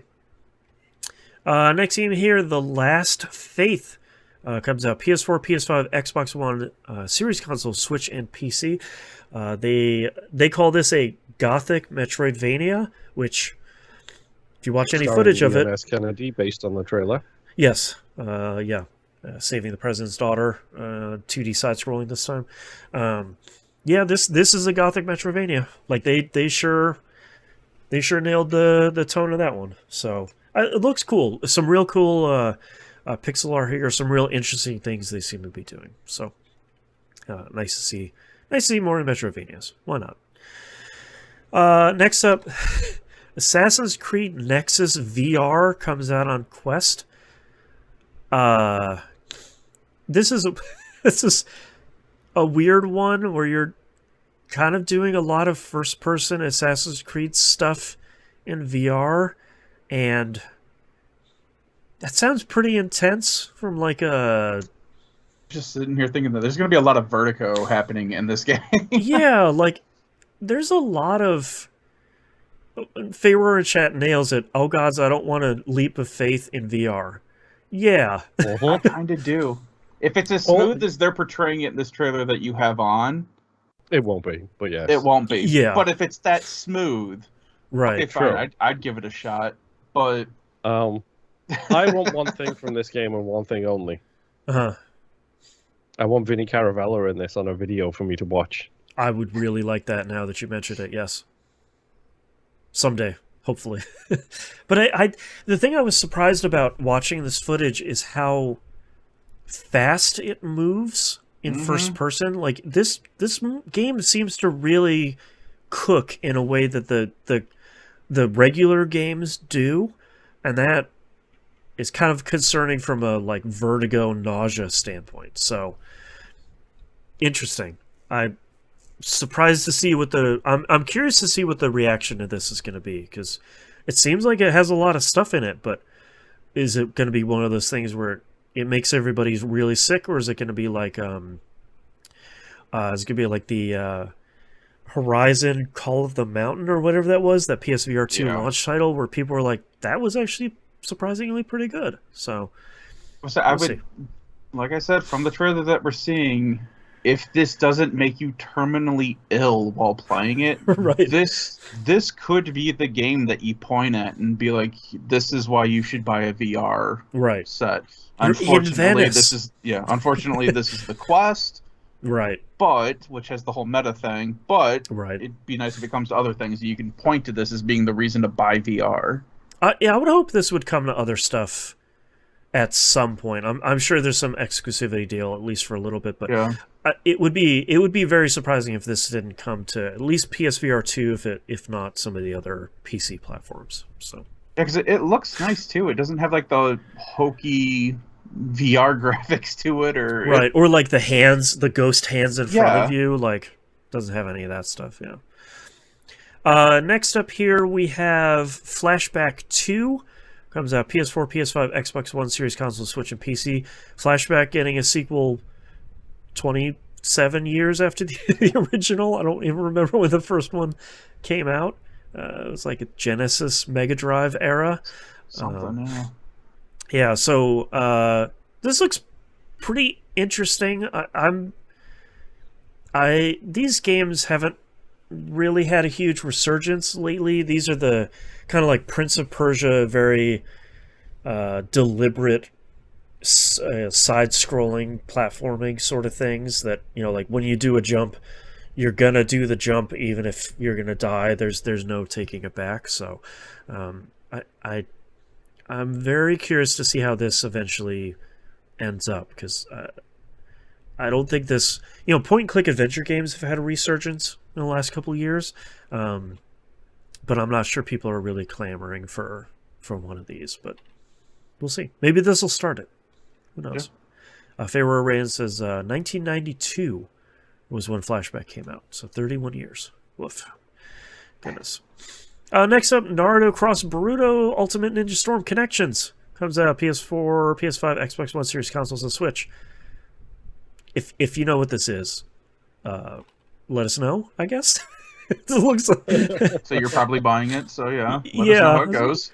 Yeah, it sure looks like a side-scrolling fighting Naruto game, kind of in the way that like the Dragon Ball games look like it's a one-on-one kind of thing. Yeah, so the old Ninja Storm, the last one I played, was a 3D open world exploration game, and then you would basically progress the story to get new abilities to Castlevania and Metroidvania your way to new locations. Did you play that on the 360? Yes. I think I played that one too, and I liked that. Bump into somebody. Yeah. And, like, you'd start a fight in this kind of arena. So I'm assuming this is one of those. Maybe, yeah. I don't... Yeah. That was a cool game on 360. I actually liked that a lot. So, I don't know. There's so many Naruto things. Buy it, Boston. Buy it. It might be Game of the Year, Boston. You have to buy it. If you want to send me a review copy, hit me up, tvgpfans@gmail.com. Next up here, Persona 5 Tactica. Comes out PS4, PS5, Xbox One, Series Console, Switch, and PC. This is Game Pass day and date. It's a turn-based, grid-based Persona 5 spin-off that looks really cool. I really would like to play this. I know a lot of people are to play it. Yeah. Yeah, and I know a lot of people are kind of getting maybe a little bit tired of Persona 5 spin-offs. Not this guy. Keep him coming till Persona 6. I'll take more Persona stuff. But I like a lot of the turn-based stuff that they've done. I don't think I've played a turn-based kind of grid-based Atlas game in a while. So the idea that they're doing this with Persona 5, and they're also kind of having the like super deformed kind of chibi style to it, is a lot of fun. They're at least trying something a little bit different here with Persona 5 between this and the Musou game that they put out. It's nice to see them putting out stuff instead of just like, it's Persona 5 but it's on the PS5 now, whoa. So it's a little bit different stuff here. So that was cool. All the early reviews seem to say that it's pretty good. Nice. So that's exciting. Yeah Cool. I'll check that out eventually. Hoping it's good. Yeah. Next game here is Super Mario RPG is coming out on the Switch this week. This looks really good. If you haven't heard Shimomura's new version of the Final Fantasy IV boss music from this game, you should really go listen to that. It's incredible. She is ridiculously good at making music of any sort. So if you haven't played Super Mario RPG, you probably should. It's really great. Especially the kind of like tongue-in-cheek nature of Square Enix's take on Mario stuff. Square Enix didn't develop this version. I don't remember which company did, but I remember when I saw it, it was one of those where it's like, oh yeah, okay, yeah, good, they got the right person. My only criticism of this game from the footage and stuff is the Nintendo font is in this game. I'm so tired of it. Just like the most boring font you could pick for this stuff. At least try and replicate the Super NES font from the original one. That had like a little bit of character to it, but it's fine. It's not the worst thing in the world. Next up is Spirit Tea, coming out on Xbox One, Series Console, Switch, and PC. This is Game Pass day and date. This is a life sim. You think of kind of like a My Time at Portia, kind of the non-farming part of Stardew Valley, that sort of thing. One of those games. Looks interesting. Looks more kind of exploration and pastime focused, maybe than something that's like a fishing or farming sort of thing. So looks neat. Looks like a bit of a different thing. Nice to see it's coming out on Game Pass. Next up is Astral Ascent, comes out PS4, PS5, Switch, and PC. It's a kind of like hack and slash platforming roguelike that seems kind of boss focused. Looks really interesting. It has a really cool style to it. Seems like it's pretty action packed, which is something we don't always see out of a lot of roguelikes like this. So usually it's a lot of like, it's me, Neon Abyss. You're shooting a bunch of guns. All right. Which Neon Abyss is really great. You should go play that. This looks like that Titan game that came out a while ago. Titan Souls? Yes. Yep. Yeah. That was a cool game that I never beat because it was brutally difficult. But yeah, like the same kind of art style of the almost like big pixels, almost kind of like. So I don't know how to explain it, but like it's got a cool style. These ain't your daddy's pixels. That's right. That's right. These are big pixels. That's Astral Ascent. Next game coming out here, American Arcadia comes out on PC. This is TBD on PlayStation and Xbox platforms. This is the we saw this on, I think it was maybe the Game Awards 2 years ago, possibly. Maybe? Yeah, this is the one that's like dystopian / not dystopian. Yeah, like the dystopian escaping from the reality show that everybody is a part of and kind of solving puzzles in this kind of retro-futuristic thing. It's by the developers that did Call of the Sea. So that I really like the footage they showed of this originally. And I'm really happy that it's coming out. It seems like it has a really cool kind of style and take on this. So I'm excited to check this out at some point. This seems like it's really on my alley. So that's coming out this week on PC. Next up, Jagged Alliance 3 is coming out PS4, PS5, Xbox One, and Series consoles. This came out on PC a couple of months ago, I think it was. This is just the console release here. This is another one where Jagged Alliance 2 came out like 20 years ago or something like that. And this is the semi-turn-based, semi-real-time strategy, kind of moving a squad through enemy lines sort of thing. These games have always seemed really cool, but I've never really gotten into any of them. And unfortunately, there was about 50 different games that came out in 2023, so sorry, you can't... I have no room for you, Jagged Alliance 3. It's not you, it's me. Sorry. Small Saga comes out this week on PC and OS X. You should go watch a trailer for this. It's really very cool style. It says, beneath the streets of London, an angry mouse seeks revenge against the god who stole its tail. An epic RPG of miniature proportions. So I've been watching this for a while. It has a really cool style. It has a really cool scale. You see a lot of like this mouse with like a pocket knife fighting a cat in a kitchen, doing a lot of like 16-bit of giant swords, but busting out a Swiss Army knife as a weapon is fantastic. It's really good, especially when it literally looks like a Buster sword. Yeah, yeah. It's really cool. It's got a cool style, and I think it's a really fun idea, and I'm really curious. I hope this comes out to consoles eventually, because I think that could do really well there too. So that's Small Saga. Please check out a trailer for it. I think this game looks really cool and very cute. Boy, here we go. Next one, Bluey the video game comes out this week. PS4, PS5, Xbox One, Series console, Switch, and PC. It's a Bluey video game. It has Keepy Uppy in it. It kind of has all the stuff you would want. 4-player, couch co-op. If you really want. So I've got a copy coming next game was week. Pretty good. Yeah, my kid has been very excited about this for a good couple of weeks now. So I will probably try to play this 2-player probably and see how long she hangs. I don't know. I don't know if my favorite character Snickers is in this. The sausage dog. You can be Bandit and I'll be Smokey. Got him. So yeah, that's coming out this week. We'll be getting my copy not this week but the next week. So we will be talking about it then. So Very similar game, The Walking Dead Destinies, comes out PS4, PS5, Xbox One, Series Console, Switch, and PC.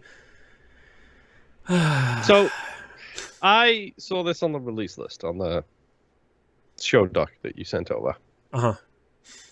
Super excited. I was like, really? Is this like a Telltale style Walking Dead? No, it's not. Therefore, I'm not interested in it at all. Yeah. It's really not. Also, the beginning of the publisher blurb says, "Begin your journey as Rick Grimes, waking alone in a hospital surrounded by the dead." I'm fine. I'm good. We have to cover that show for Critical Misses. It's got like 20 years worth of seasons in it, and like 4 spin-offs. Jesus, you guys have that on there? No, God, no. Oh, I was gonna say no. Yeah, there's so many opportunities for cool stuff in these games, and outside of the TV show and comics, yes, I agree. Yeah, like you could do so many cool things, but they're just like, it's an action adventure game starring Rick Grimes. It's like, no, just stop, please. My personal opinion is the best piece of Walking Dead content that exists is the piece of Walking Dead content that's got nothing to do with the show and the comics. The Telltale ones? Season 1. Yeah. That first season is so good. I'll be honest, all of those seasons are really good, and the final season has 15 years worth of payoff in it, which is always gold. Yeah. So, that first one is really lightning in a bottle. You might want to do that. Yeah. Oh, yes. And last game here, Warhammer Age of Sigmar Realms of Ruin comes out, PS5, Series Consoles, and PC. That's a Warhammer RTS. Building units and dragging them around, and probably shift clicking to make a bunch of groups. All units. All units. All that stuff. So it's Warhammer, not 40K. I don't know if that matters to Warhammer fans of like, oh, it's not 40K. It does. Thank People you. do, yes. 40K is the better. Okay. Well, yeah, I mean, they travel through space by going through hell. How could it not be good? Mm-hmm. Yeah. I'm always tickled. His like very much like the Destiny ghosts in the Warhammer 40K Darktide. There's always the like skulls with tech stuff coming out of it, just like floating around that you use for hacking. It's like, yeah, that's really good. That's a really good piece of work there. Yeah. And we got a quick news story here because something good happened in the video game industry / the world this week, and an OLED Steam Deck was announced. So still the same processing and RAM stuff in it. So it's not like, it's very much like the Switch OLED, where it's not Steam Deck 2.0, but it has an OLED screen, which seems really great. Does HDR. Actually, they're not promoting it for some reason, but it does 90 hertz refresh rate. I think the original one only did 60, so you get higher frame rates in your stuff. This model has 30 to 50% higher or more battery life, with a sort of better and more efficient battery, which is great. And it weighs a little bit less. It's like 30 grams less than the other one, which is great. It has a new Wi-Fi chip in it, so you can do Wi-Fi GE, which is like one of the new standards. And they said that it actually charges from 20 to 80% in only 45 minutes, which is pretty incredible, which is great. I know a lot of people said like, oh, I just bought one, I can't believe this one's out. I don't know if it's going to be, unless the screen is like incredibly like face meltingly great, it's probably going to be fine to have the quote unquote old one, just like the Switch. It's like, I don't have a Switch OLED. It's fine. If the regular Steam Deck goes on sale because the OLEDs come out, I would buy a regular. Yeah, absolutely. Yeah. I did. Go ahead. I was going to say, I did see something from IGN, actually, where they did a test with the battery. They were running CyberPunk 2077 on both versions, and they had the brightness set all the way up, and they were standing in the exact same spot watching traffic go by. And the first one, the battery died within an hour. The OLED version died within 2.5 hours. Wow, that's big. So, yeah. So, Nice. Granted, it's different based on the processing that it's doing at the time and all that, but it seems like the battery has a decent increase to it. So yeah, it's not like an hour versus an hour and 5 minutes. It's like, yay, thanks. It's not just words on a paper of 30 to 50%. No, it seems like there's an actual difference. So if that matters to you, I still think the Steam Deck is really great. There was an interesting interview with someone from Valve with Ars Technica, I believe, of like, yeah, we really wanted to, have the screen be OLED and have a bigger, more efficient battery when it came out. You got to remember, we couldn't find that stuff when the Steam Deck came out. So we could have delayed it by 12 to 18 months to come out with this version, but then, maybe things wouldn't have shaken out in the same way had we just tried to put out the perfect one. At that point, I still need to buy one of these at some point. Yeah, I think I'm going to wait for Steam Deck 2 personally, because I have like a really good setup with my TV and the Steam Link and everything. They did talk to Ars Technica saying like, yeah, we want to put out another Steam Deck, but better video chips need to be smaller and more heat and energy efficient before we can stick it in something that's this size and form factor. So yeah, we'll make it at some point, but like it needs to be better than the one we can put out now for about the same price and not burn your hands off and last for 12 minutes per charge. Like that's not going to be a thing. So, which, fair. So we'll see. It's cool. Yay, good news. Yay. All right. All right. On that note, that's the end of our episode. Thank you very much, everyone, for listening. If you'd like to visit us, you can do so at tvgp.tv.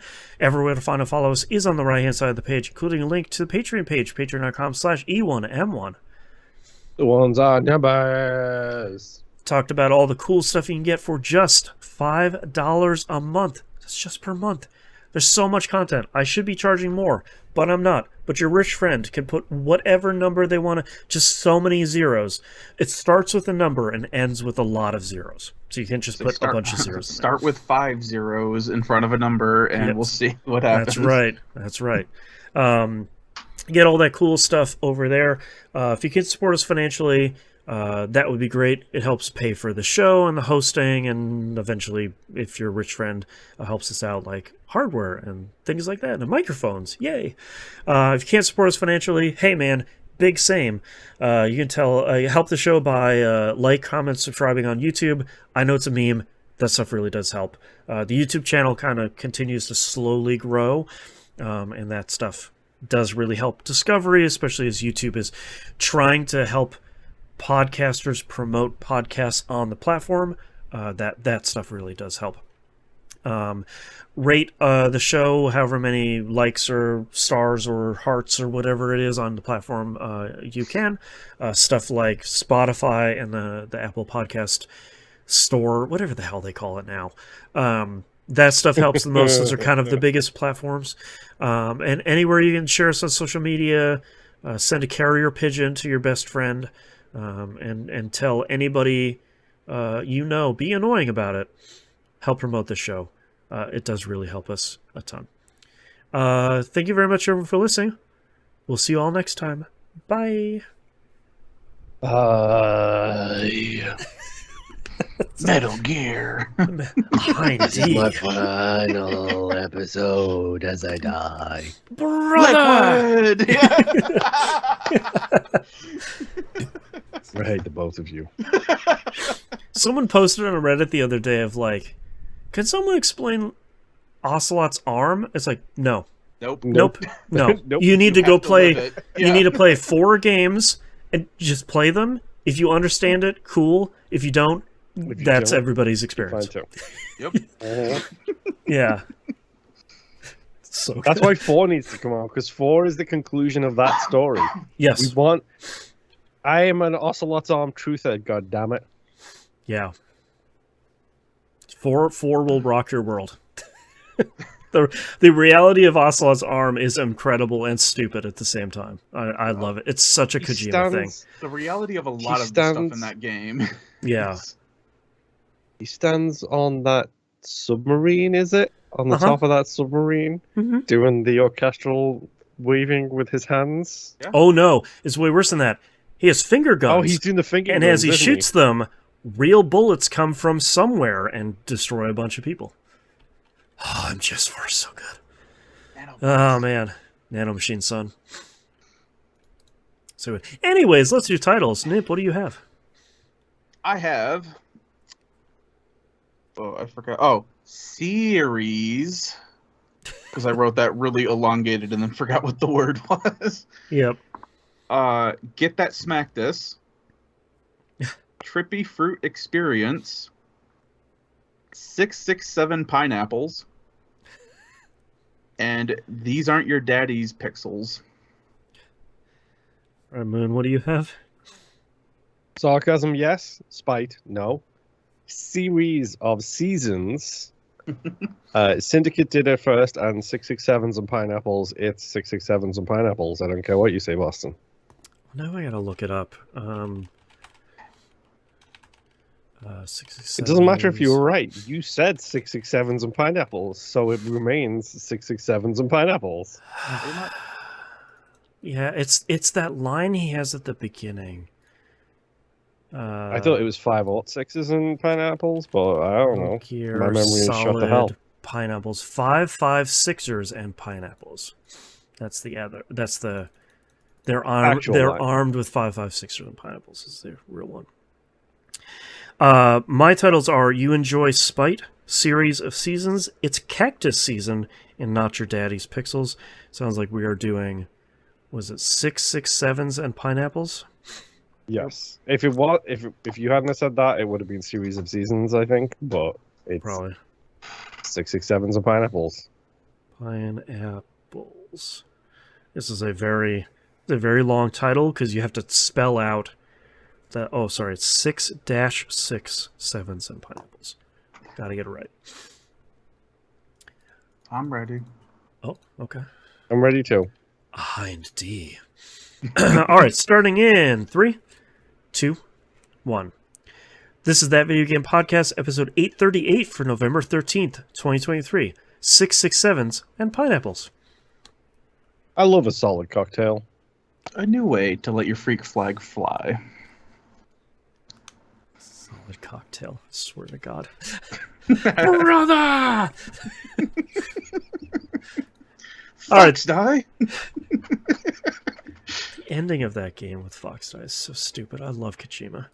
Anyhoozle, thanks everyone for watching and listening. We really appreciate it. Wait, we've been hold recording. On. Yes. Hold on. Yeah. No, we could. Let's talk. I mean, it involves the newest Critical Misses, Boston. I need to have a chat with you as soon as you hit stop record. Okay. Because, hold on. Actually, I'm just gonna say. The whole Fox Die thing, isn't that the exact same thing that's the problem with the things in the film we just watched? You know what? It's literally the same story. Season 24, Critical Misses Season 24, Episode 1. It's the same plot. How do you know if you're going to live a long and healthy life, Boston? Who knows? How do you know? Died. What does your DNA tell you? Yeah. How would you know? Anyways. Oh, God, that game got so stupid. Oh, I love those games. I love it. I forgot that whole Naomi explanation during the credits. Mr. President. Anyways, thanks everyone for listening and watching. We appreciate it. We love you. See you next week. Bye. Bye. Bye. And we can stop recording. Click. So Moon, Musa got back to me. We're gonna record the episode of Pup, the December episode of Pup before we do Game Club. So if I'm a little bit late, you can just message me on Discord and say that you're ready. And then once we're done with that, we'll pick up the 2 episodes of Game Club. I'm still live.